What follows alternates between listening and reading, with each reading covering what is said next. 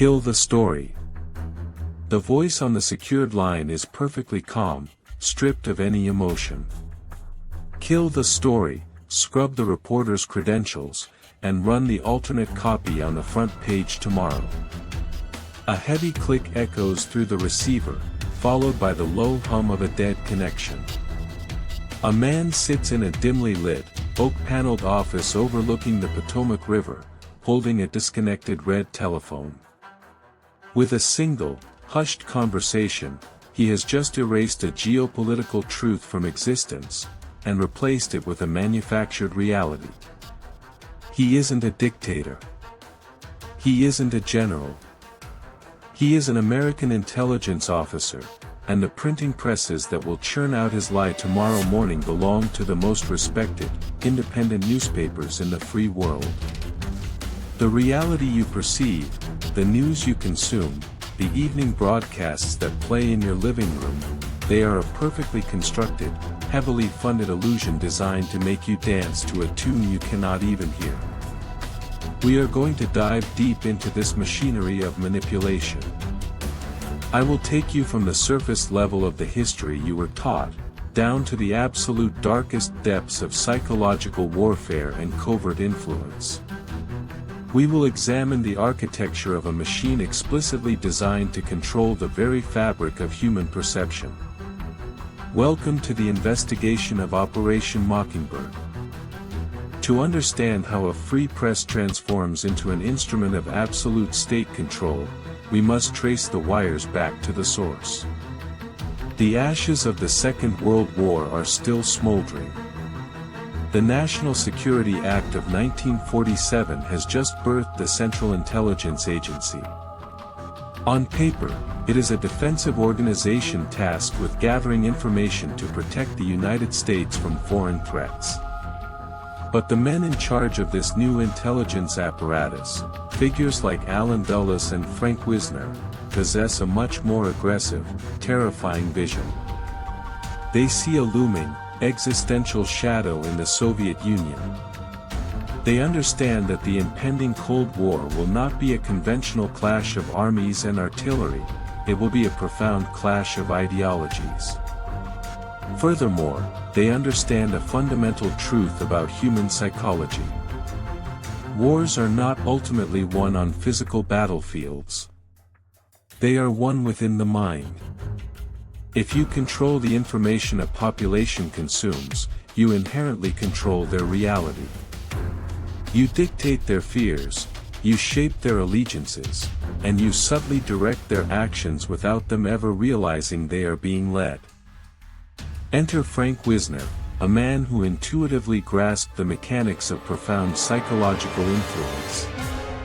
In 1948, Wisner was appointed as the director of the Office of Special Projects, an entity rapidly renamed the Office of Policy Coordination. This was the newly minted covert action wing of the CIA. Wisner's mandate was deliberately broad and unprecedented. He was officially authorized to engage in covert propaganda, economic warfare, sabotage, and subversion against hostile states. But Wisner's most devastating creation was not a physical weapon. It was an invisible, sprawling network. He lovingly referred to it as his mighty Wurlitzer. A Wurlitzer is a massive, complex theater organ capable of producing a vast, staggering array of sounds, essentially mimicking an entire orchestra from a single, centralized keyboard. Wisner envisioned a global network of journalists, editors, publishers, and media executives that he could manipulate just like that organ. With a single keystroke in Washington, he intended to dictate the tune played by newspapers and radio stations across the entire world. Consider the sheer psychological brilliance of this strategy. When a government directly broadcasts a message to its citizens, those citizens naturally raise their cognitive defenses. They evaluate the source, they question the underlying motives, and they apply a healthy degree of skepticism. This is human nature. However, if those same citizens read the exact same manufactured information in their favorite, trusted newspaper, written by a respected journalist whose byline they have followed for years, those psychological defenses are completely bypassed. The information slips past their critical faculties and embeds itself directly into the foundation of their worldview. It ceases to be propaganda and immediately becomes their truth. Wisner understood this vulnerability perfectly. He knew that the most effective, most dangerous propaganda is the kind that disguises itself as independent, objective journalism. So, how does an intelligence agency construct a mighty Wurlitzer? You do not begin at the bottom. You do not try to recruit lowly cub reporters. You start at the absolute apex of the media hierarchy. The CIA systematically and quietly approached the owners and publishers of the most powerful, influential media empires in America. They initiated contact with Philip Graham, the publisher of the Washington Post. They sat down with Arthur Hayes Sulzberger, the publisher of the New York Times. They cultivated a relationship with Henry Luce, the incredibly powerful founder of Time and Life magazines. And crucially, they did not approach these titans with crude threats or financial bribes.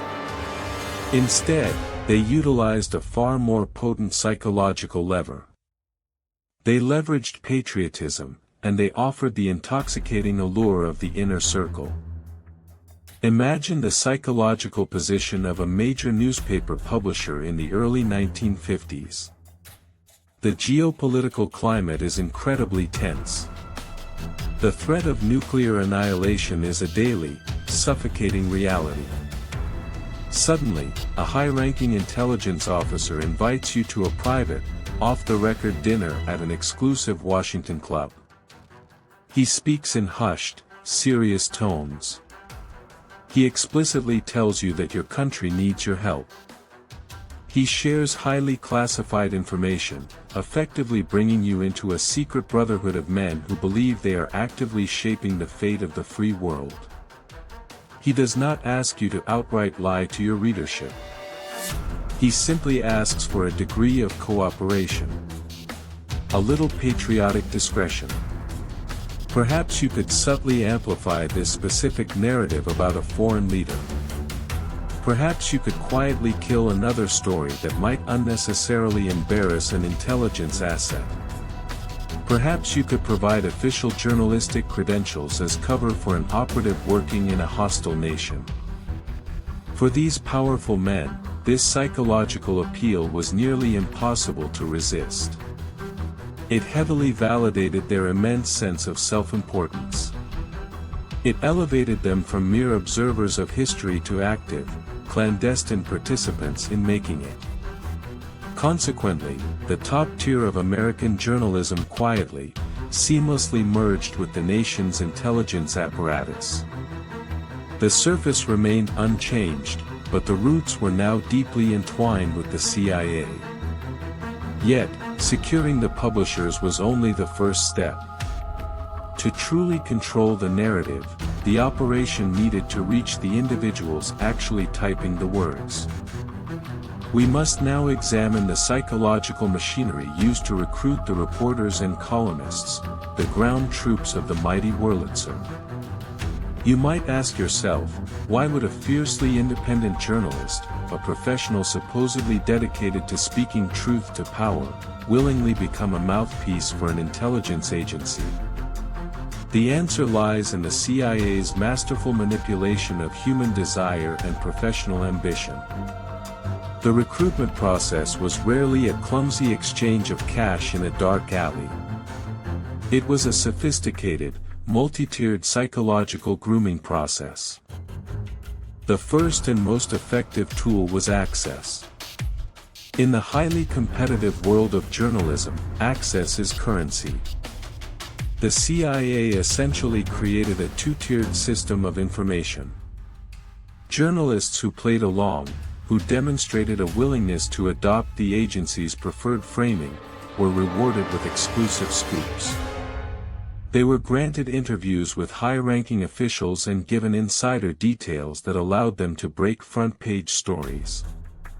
This artificially inflated their professional reputations, making them appear incredibly well-connected and insightful.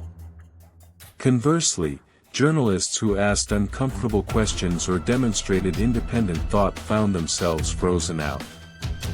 Their calls went unreturned, their sources dried up, and their careers languished. It was a subtle but incredibly powerful behavioral conditioning system. The CIA was training the press corps like laboratory animals, rewarding compliance with career advancement and punishing defiance with professional starvation. But access was not the only psychological hook. The agency expertly exploited the deeply ingrained patriotism of the era. Many of these journalists had served in World War II. They viewed themselves as loyal Americans who had a duty to protect their country. CIA case officers would approach them under the guise of shared national defense. They would frame a request not as a manipulation of the public, but as a vital contribution to national security. "We need your help to counter Soviet disinformation," they would say. "By writing this piece, you are serving your country just as effectively as a soldier on the front lines." This reframing allowed the journalists to bypass their own ethical guidelines. They convinced themselves that they were not compromising their journalistic integrity, but rather answering a higher moral calling. This is a classic cognitive dissonance resolution. The mind rationalizes a betrayal of one's principles by elevating the perceived nobility of the cause. The scale of this recruitment was staggering. By the time the operation reached its peak, the CIA had essentially placed assets in every major news organization in the world. They had working relationships with reporters at the Associated Press, United Press International, Reuters, Newsweek, and dozens of major metropolitan dailies. Some journalists were paid directly, receiving a regular stipend from the agency. Others were merely friendly, willing to accept planted stories or alter their coverage as a favor to their intelligence contacts. Furthermore, the CIA did not just manipulate existing journalists, they actively created their own. The agency secretly funded and established seemingly independent news services and magazines, completely controlling their editorial direction from inception. This brings us to one of the most fascinating and insidious aspects of Operation Mockingbird, the creation of cultural front organizations. The CIA understood that political propaganda is often obvious and easily dismissed. But cultural influence is subtle, pervasive, and deeply persuasive. If you can shape the art, the literature, and the intellectual discourse of a society, you can fundamentally alter its collective psychology. To this end, the CIA heavily funded the Congress for Cultural Freedom. This was a sprawling, international advocacy group that presented itself as a bastion of independent, anti-totalitarian thought. It sponsored conferences, funded art exhibitions, and most importantly, subsidized a vast network of prestigious literary and political magazines across Europe and the United States. Publications like Encounter in the UK, Der Monat in Germany, and the Partisan Review in the United States received covert CIA funding. The intellectuals and writers contributing to these magazines often had no idea they were indirectly on the CIA payroll. The agency did not necessarily dictate every word they wrote. Instead, they used a technique called negative control. They funded the platforms that naturally amplified the voices and ideologies that aligned with American interests, while ensuring that opposing viewpoints were quietly marginalized or ignored. They were not telling people what to think, they were subtly restricting the boundaries of what was considered acceptable thought. It was the ultimate form of psychological framing, operating on a societal scale. Let's look at how a planted story actually moves through this system. This is the anatomy of a psychological operation. The CIA's propaganda division would draft a story, perhaps a fabricated report about a Soviet atrocity, or a smear piece against a foreign leader who was resisting American corporate interests. This fabricated story is called black propaganda. They would then hand this story to one of their recruited journalists working for an international wire service like Reuters. The journalist would publish the story under a legitimate news banner. Now, the story has been laundered. It is no longer a CIA fabrication, it is a Reuters news report. Once the story hits the international wire, the second phase begins. American newspapers, entirely unaware of the story's true origin, would see the report on the wire and reprint it for their domestic audiences. This is the phenomenon known as blowback. The CIA was statutorily forbidden from operating within the United States or directly propagandizing the American public. But by planting stories in foreign media and allowing the natural mechanics of the international news cycle to pull those stories back into the domestic press, the agency successfully bypassed these legal restrictions. They infected the global information stream at the source, knowing the current would eventually carry the poison back home. This wasn't just a theoretical exercise. The consequences of this manipulated reality were deeply profound, altering the course of nations and resulting in immense human suffering. To truly understand the destructive power of this operation, we must look at how the mighty Wurlitzer was deployed to orchestrate the overthrow of sovereign governments. We are moving from the manipulation of words to the spilling of blood. Let us examine the practical application of this psychological weapon. We must travel to 1954, to the lush, volcanic landscapes of Guatemala. The nation had democratically elected a man named Jacobo Arbenz as its president. Arbenz was not a communist. He was a moderate nationalist who believed that the vast swathes of uncultivated land held by the American multinational United Fruit Company should be purchased by the government and redistributed to impoverished Guatemalan peasants. This was a direct threat to corporate profits, and by extension, in the eyes of the CIA, a threat to American hegemony in the hemisphere. The order was given to remove him. But a direct military invasion would be globally condemned. Instead, the CIA deployed the mighty Wurlitzer. This operation was code-named PB Success. Before a single shot was fired, a massive psychological artillery barrage was launched against both the Guatemalan people and the American public.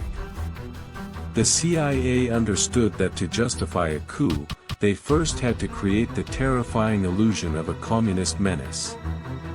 They began by flying in their recruited journalists. These reporters were given guided tours by CIA handlers, fed carefully curated misinformation, and provided with fabricated documents purportedly showing deep ties between Arbenz and Moscow. Simultaneously, the CIA established a clandestine radio station just across the border in Honduras. They called it the Voice of Liberation. It was designed to sound like a grassroots, internal Guatemalan resistance movement. The broadcast was a masterclass in psychological terror. They broadcast false reports of massive rebel armies marching on the capital, fabricated stories of Arbenz's government mass executing dissidents, and constantly urged the Guatemalan military to defect. They even utilized sophisticated radio jamming techniques to silence the legitimate government broadcasts, leaving the CIA's manufactured nightmare as the only voice in the darkness. The psychological impact on the Guatemalan military and the civilian population was devastating. Paranoia swept through the capital. The constant barrage of manufactured fear paralyzed the government. The illusion of an overwhelming, unstoppable rebellion became a self-fulfilling prophecy. Arbenz, isolated and believing the situation was utterly hopeless, resigned and fled the country. A CIA-backed military dictatorship was installed, plunging Guatemala into decades of horrific civil war and genocide. And how was this presented to the American public? The journalists who had been cultivated by the CIA dutifully reported it as a glorious, popular uprising against a communist tyrant. The American people read their newspapers and believed their government had struck a righteous blow for freedom. They were completely blind to the fact that their perception had been engineered in a laboratory of psychological warfare. This same blueprint was utilized a year earlier in Iran. In 1953, the Iranian Prime Minister, Mohammad Mossadegh, made the fateful decision to nationalize his country's oil industry, wresting control away from the British Anglo-Iranian Oil Company. Again, corporate interests were threatened. Again, the intelligence apparatus was mobilized. Operation Ajax was launched. In Iran, the CIA flooded the media with entirely fabricated articles portraying Mossadegh as a corrupt, communist-sympathizing madman. They bribed newspaper editors, funded anti-Mossadegh clerics to spread dissent in the mosques, and even hired street thugs to stage violent riots, which were then reported in the planted media as spontaneous outpourings of public rage against the Prime Minister. The psychological warfare in Iran was designed to fracture the society, creating an atmosphere of total chaos and instability that would justify military intervention. They weaponized the pre-existing tensions within Iranian society, exploiting religious and political divides to tear the country apart from the inside out. Once the manufactured chaos reached its boiling point, a CIA-orchestrated military coup overthrew Mossadegh and reinstalled the Shah, a brutal dictator who was entirely subservient to Western interests. And once again, the American public was fed a completely sanitized, heroic narrative of the events, crafted by the very men who had engineered the atrocity. What is vital to understand is the insidious nature of the blowback effect. When the CIA planted a story in an Iranian newspaper about Mossadegh being a communist, that story was picked up by the international wire services. It was then published in the New York Times and the Washington Post. American citizens, entirely unaware of the deception, read those stories and formed strong political opinions based on lies.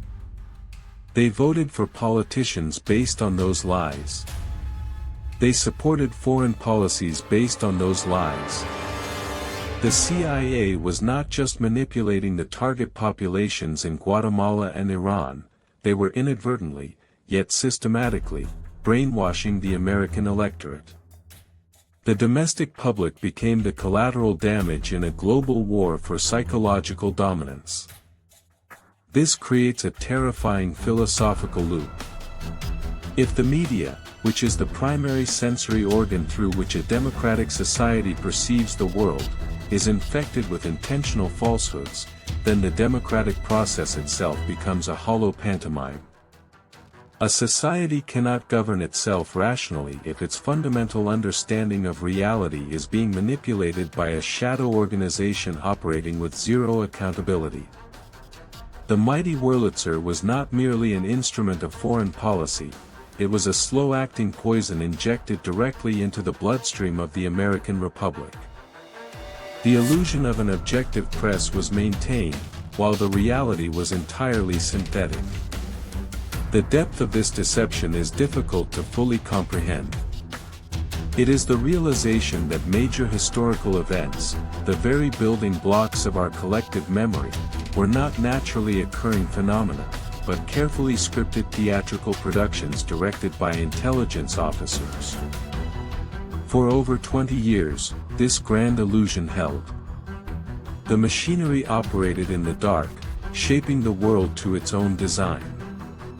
But no secret can be kept forever, especially one so vast and deeply intertwined with the institutions of public record. The unraveling began in the late 1960s. The political climate was shifting. The Vietnam War had shattered the unquestioning trust the public held in their government. A profound skepticism was taking root. The first major crack in the facade appeared not in the mainstream press, but in a small, radical Catholic magazine called Ramparts. In 1967, Ramparts published a meticulously researched expose detailing how the CIA had been secretly funding the National Student Association, using it as a front to recruit young, influential student leaders into the intelligence apparatus.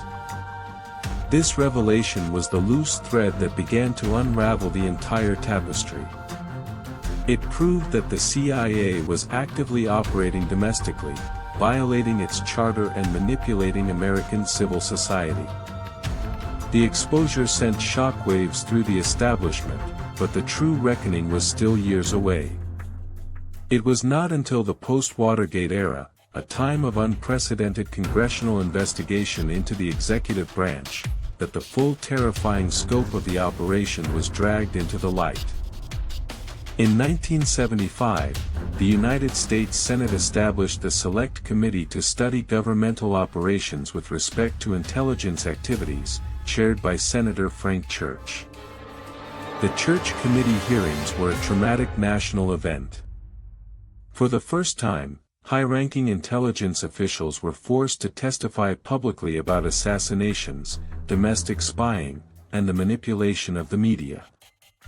The existence of the mighty Wurlitzer was laid bare. William Colby, the director of Central Intelligence at the time, was forced to admit that the agency had relationships with hundreds of journalists and numerous media organizations. However, the most detailed and damning portrait of Operation Mockingbird did not come from the government itself. It came 2 years later, in 1977, from a journalist named Carl Bernstein. Bernstein was already a legend, having co-authored the Watergate investigation that brought down Richard Nixon. He spent months interviewing former CIA officials and media executives, piecing together the fractured history of the program. He published his findings in a massive, sprawling article in Rolling Stone magazine titled, "The CIA and the Media." Bernstein's article was a bombshell. He named names. He detailed how the publisher of the New York Times had provided cover for CIA agents. He exposed how Time magazine had allowed the agency to dictate coverage. He outlined the sheer scale of the operation, estimating that over 400 American journalists had secretly carried out assignments for the CIA. He exposed the financial ties, the psychological grooming, and the profound corruption of the journalistic ideal. The very institutions that had celebrated Bernstein for uncovering the Watergate conspiracy were now furious with him for exposing their own dark secrets. The establishment media largely ignored or attempted to discredit his report. The cognitive dissonance was too great. The mirror he held up to the industry was too horrifying to look at. In the wake of these revelations, the CIA found itself facing an existential crisis. The public outrage was palpable. In response, George H.W. Bush, who had recently been appointed Director of Central Intelligence, issued a newly formulated policy regarding the agency's relationship with the media. In a carefully worded statement, he announced that the CIA would no longer enter into paid or contractual relationships with any full-time or part-time news correspondent accredited by any United States news service, newspaper, periodical, radio, or television network or station. The agency promised that it would stop manipulating the American press. This was the official resolution. This is where the textbook history ends. But history is rarely that neat. The policy instituted by George H.W. Bush was just that, a policy. It was not a law. It was an internal agency guideline that could be modified or ignored at any time. Furthermore, the phrasing was incredibly specific. It applied only to accredited journalists working for American news organizations. It did nothing to stop the CIA from paying foreign journalists, which, as we have already established, inevitably results in blowback to the American public. It also did not prohibit journalists from voluntarily assisting the agency, maintaining the insidious relationships based on access and patriotism that had fueled the operation from the beginning. This brings us to the chilling reality of the present day. We are currently living in an era of unprecedented information density. The media landscape has fractured and multiplied exponentially.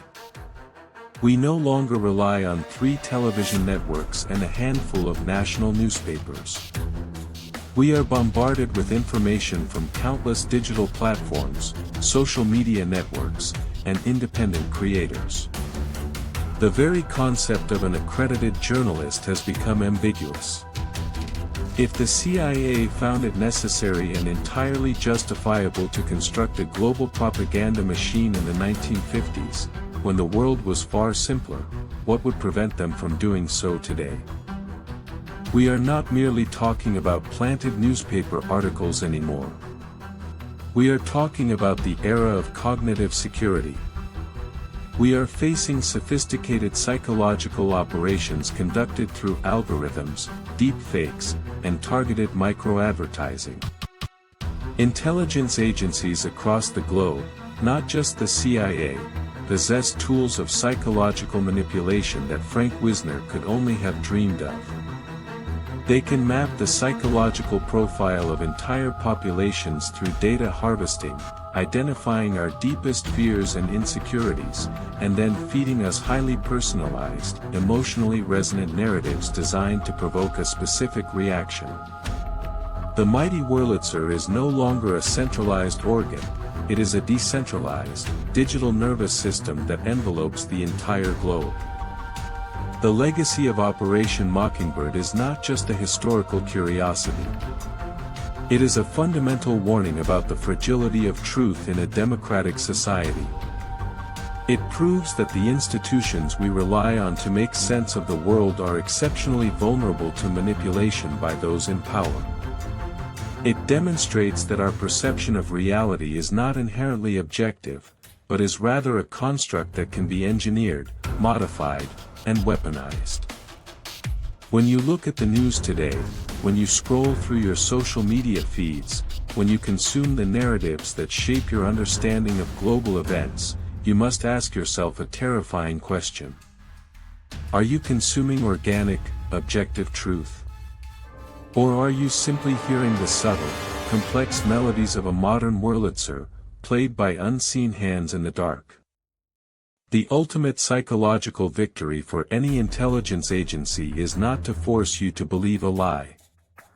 The ultimate victory is to manipulate your reality so profoundly that you believe the lie was your own original thought. You have descended into the depths of the Mockingbird. The investigation is closed, but the illusion remains. To fully appreciate the evolution of this psychological warfare, we must dive into the actual manuals, the theoretical framework that operators use to construct these illusions. The intelligence community classifies propaganda into 3 distinct categories, based entirely on the concealment of the source. Understanding these categories is essential to understanding how your reality is currently being shaped. The first category is white propaganda. This is the most straightforward. The source is clearly identified, and the information is generally accurate, though heavily curated to present a specific viewpoint. Think of an official press release from a government agency, or a broadcast from a state-sponsored media outlet like the Voice of America. It is overt influence. You know exactly who is speaking to you and what their agenda likely is. Your cognitive defenses are appropriately engaged. The second category is gray propaganda. This is where the ethical lines begin to blur violently. In gray propaganda, the true source of the information is hidden, and the accuracy of the information itself is questionable. It might be entirely true, partially true, or entirely false. The goal is not necessarily to convince the audience of a specific fact, but to inject a narrative into the public discourse without leaving fingerprints. The funding of the Congress for Cultural Freedom was a massive gray propaganda operation. The CIA did not explicitly write the articles in those literary magazines, but by secretly funding the platforms, they ensured that pro-Western, anti-communist ideologies dominated the intellectual conversation. The audience believed they were reading the independent thoughts of prominent intellectuals, entirely unaware that the stage they were standing on was built with intelligence funds. The third and most dangerous category is black propaganda. This is the realm of complete deception. In black propaganda, the source is entirely fabricated, and the information is almost always a deliberate lie designed to cause maximum psychological damage. It is a psychological false flag operation. The broadcasts of the Voice of Liberation in Guatemala, designed to sound like a grassroots rebellion, were pure black propaganda. The fabricated stories planted in the Iranian press about Mossadegh were black propaganda. The goal is to induce panic, confusion, and visceral hatred. Black propaganda is the cognitive equivalent of a biological weapon. It is designed to infect the host society, replicate rapidly, and destroy the rational functioning of the target population. Operation Mockingbird was a masterclass in seamlessly blending gray and black propaganda into the daily media diet of the American people. And this brings us to the concept of manufactured consent, a theory heavily developed by political philosophers examining these exact mechanisms. Manufactured consent suggests that in a supposedly free and democratic society, the ruling class cannot control the population through overt physical force, as a totalitarian regime might. Instead, they must control the population by controlling what they think. They must manufacture the public's consent for policies that they otherwise would never support. Mockingbird was the engine of this manufacturing process. By controlling the parameters of the debate, the intelligence community ensured that the public could argue vehemently over the details, but never question the underlying premise. You could argue about how the Cold War was being fought, but you could never question the necessity of the Cold War itself. The media, compromised by its deep ties to the intelligence state, served to narrow the spectrum of acceptable opinion. Anything outside that narrow spectrum was deemed radical, unpatriotic, or simply insane. This is the ultimate form of psychological imprisonment. It is a prison where the inmates cannot even perceive the bars, because the bars are made of their own manipulated thoughts. Let us transition this understanding to the modern battlefield. We have moved from the era of the printing press to the era of the algorithm. We are currently engaged in what military strategists call fifth-generation warfare. In previous generations of warfare, the objectives were physical, capturing territory, destroying infrastructure, or defeating an enemy army. In fifth-generation warfare, the objective is entirely cognitive. The battlefield is the human mind. The goal is not to destroy the enemy's cities, but to destroy the enemy's will to fight, their trust in their own institutions, and their ability to agree on basic, objective facts. In this new paradigm, an operation like Mockingbird would not require the recruitment of hundreds of individual journalists. It would require the manipulation of a handful of social media algorithms. The intelligence agencies of today, both domestic and foreign, do not need to plant stories in the New York Times to reach you. They can target you directly. They can access massive databases of your online behavior, mapping your political leanings, your economic anxieties, and your deepest psychological vulnerabilities. Imagine a system that identifies a citizen who is deeply fearful of economic instability. An algorithm, perhaps designed by a hostile intelligence service or perhaps a domestic political operation, begins to subtly feed that citizen articles, videos, and social media posts that amplify that specific fear. The information might be gray propaganda, stories about factory closures and rising inflation, carefully curated to create a sense of impending doom. Then, the system introduces black propaganda, fabricated stories about a specific group of people who are supposedly causing this economic collapse. The citizen, already psychologically primed by the gray propaganda, readily accepts the black propaganda. Their fear is transmuted into directed anger. They have been weaponized, and they believe the entire process was the result of their own independent research. This is the decentralized Wurlitzer. It is automated, infinitely scalable, and operates with a precision that Frank Wisner could never have comprehended. We are no longer dealing with a broadcast model of manipulation, where one message is sent to millions. We are dealing with a hyper-personalized model of manipulation, where millions of distinct, tailored messages are sent to millions of individuals, locking each person in their own bespoke reality tunnel. The psychological toll of this constant, algorithmic manipulation is profound. We are seeing the fracturing of shared reality. When two citizens can look at the exact same event and perceive two entirely different, mutually exclusive realities, the foundation of democratic society begins to disintegrate. This is the ultimate blowback. The tools of cognitive manipulation that were designed to control foreign populations during the Cold War have been turned inward. The psychological warfare has become ambient. It is the air we breathe online. So, how does the individual defend against an adversary that operates within their own mind? How do you resist a manipulation that feels indistinguishable from your own thoughts? The first and most crucial step is the exact journey we have taken today. It is the acquisition of historical awareness. You must understand the architecture of the illusion. You must know that the system is not broken, it is functioning exactly as it was designed. The institutions that present themselves as objective arbiters of truth have a documented history of profound compromise. The second step is the cultivation of radical cognitive skepticism. You must train your mind to actively resist the emotional resonance of the information you consume.